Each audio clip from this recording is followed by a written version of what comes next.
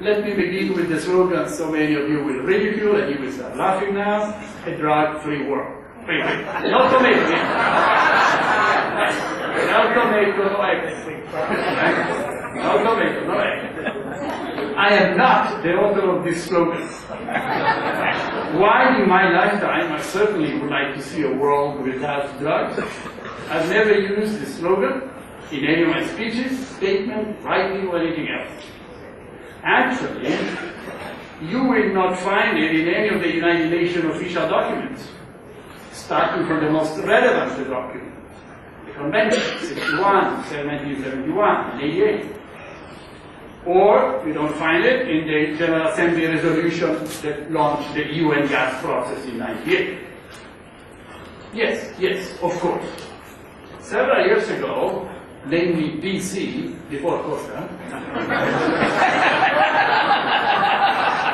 my office put out posters with that slogan screaming across the page, and you may have seen them. While I never used this concept, personally I see nothing wrong with it either. Is a drug-free world attainable? Probably not. Is it desirable? Most certainly yes.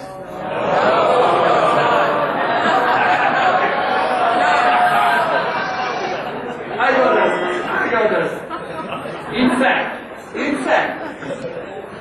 I see this slogan as an aspiration, not an operational target.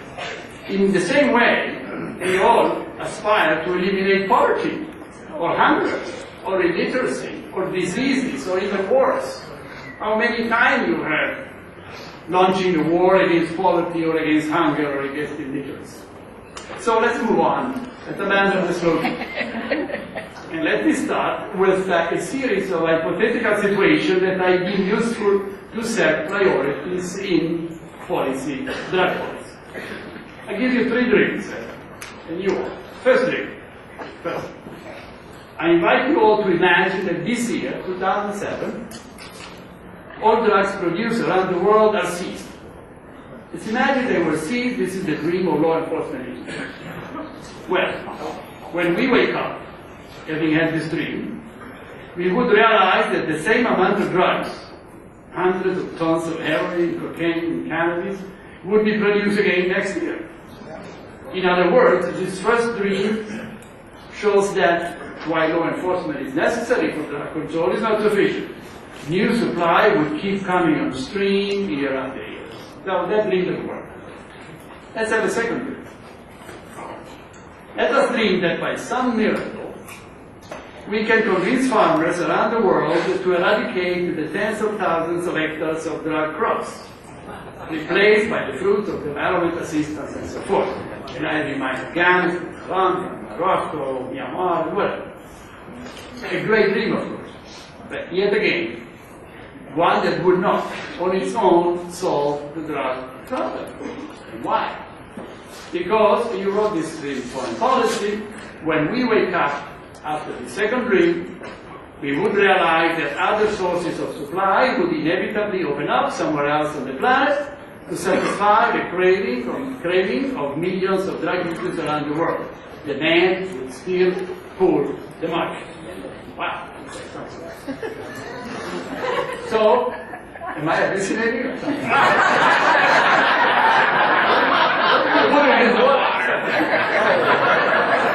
the third dream.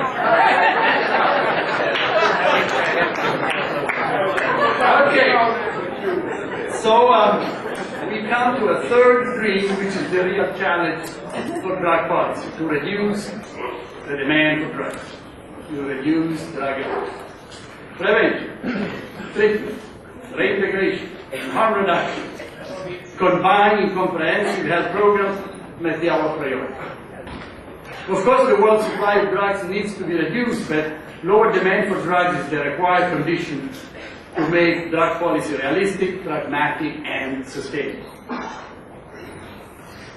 I hope you agree on this logic and separate the 3 elements of the drug chain and their primary agents: supplied by farmers, who actually need assistance; trafficking by criminals, who actually deserve retribution; and demand by addicts, who need health care.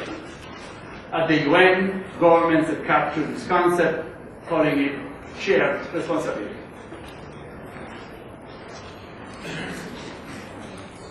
With the two building blocks of my arguments in place, namely stability of the world drug market, and priority in reducing drug demand through health measures, let me now turn to the twin issues of health and security.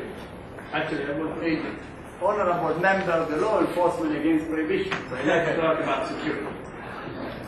Some people, most of you I suppose, say that drug use is a personal choice and nobody else's business.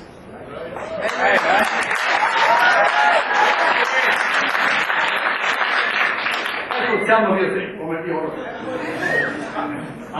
No, I'm sorry, I'm going to take. He's bribing me, trying to make me, because he's afraid of my statement, so he wants to. You give me the time I need. I have a few problems with this argument.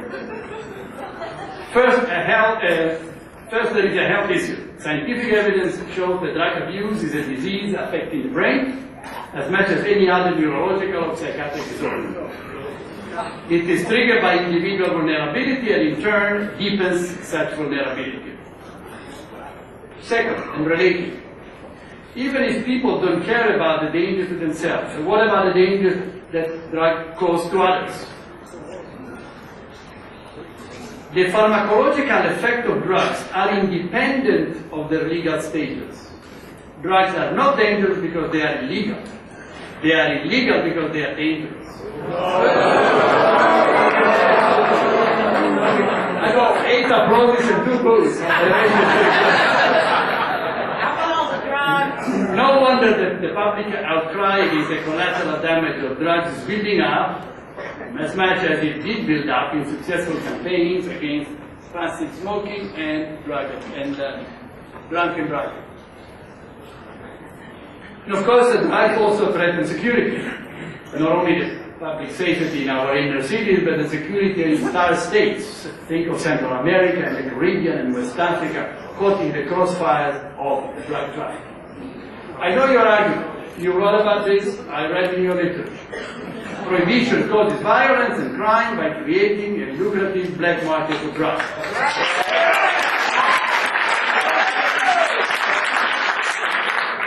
So, legalize drugs to defeat organized crime.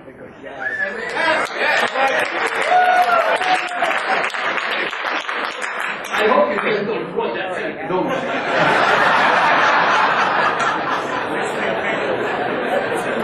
But there is more to come, even better. Namely, on this very point, limited as it is, as an economist, I agree with you. But this is not only an economic argument. Legalization may reduce the profit to organized crime, but it will also definitely increase the damage done to the health of individuals and society. Uncontrovertible evidence shows a strong correlation between drug availability and drug abuse, and between the drug abuse and the health consequences. Let us therefore reduce the availability of drugs through tackling both supply and demand, and therefore reduce the risk to health and security. In other words, drug policy does not have to choose between protecting health through drug control or ensuring law and order by liberalizing drugs. Democratic government can and must protect both health and safety. Besides, just because something is hard to do or to control, does it mean that we have to legalize a problem? For example, it is hard to stop human trafficking. My office deals with it. It's selling and buying of people, of women in particular, a modern form of slavery. This is a multi-billion-dollar business that ranks next to drug business inside. Because trafficking in people's problem is out of control. When you equally propose and we accept it. It's not the same. Come on. Next, I only have 2 more pages, 2.5 pages. Next, in order not to condemn people to a life of addiction, my office is putting a strong emphasis on drug prevention and treatment.